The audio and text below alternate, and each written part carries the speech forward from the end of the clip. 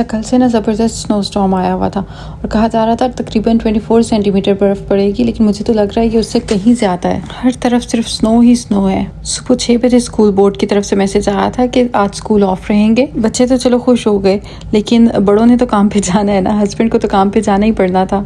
موسم جیسا بھی ہو گھر بھی تو چلانا ہے نا، فیملی کو سپورٹ کرنا بھی ایک رسپانسبلٹی ہے۔ دور بیٹھے لوگ سمجھتے ہیں کہ بس کینیڈا آ گئے ہیں تو آپ کی زندگی سیٹ ہو گئی ہے، سب کچھ آسان ہو جاتا ہے، لیکن ایسا نہیں ہے۔ آپ کی اسٹرگل کوئی نہیں دیکھتا ہے۔ ایکسٹریم ویدر، سنو اسٹارمز، سلپری روڈز، ان سب کے باوجود آپ کو کام پر جانا پڑتا ہے اور کئی کلومیٹر چل کر جانا پڑتا ہے۔ بس دعا ہے کہ اللہ تعالیٰ سب کو اپنی حفاظت میں رکھے۔ بچے تو خیر سنو کو انجوائے بھی کرتے ہیں، سنو مین بناتے ہیں، کھیلتے ہیں، فکر ماں باپ کو رہتی ہے کہ بیمار نہ ہو جائیں۔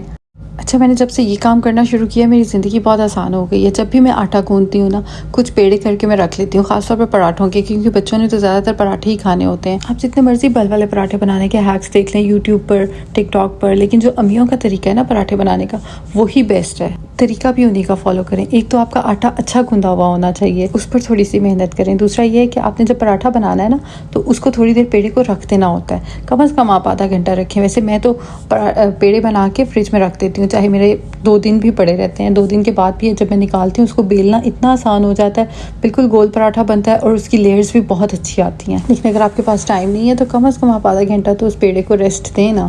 روٹی یا پراٹھا خود ہی اپنی شیپ میں آتا جاتا ہے، لیکن جب ہم فوراً سے بنانے کی اس کو کوشش کرتے ہیں، اس کو ریسٹ نہیں دیتے ہیں، تو وہ بھی ہماری بات نہیں مانتا، واپس بار بار چھوٹا ہوتا جاتا ہے اور گول بھی نہیں بنتا ہے۔ خیر دال پراٹھے کی تو کیا ہی بات ہے، چاہے بریک فاسٹ میں ہو، لنچ میں یا ڈنر میں، ہمیشہ اچھا لگتا ہے۔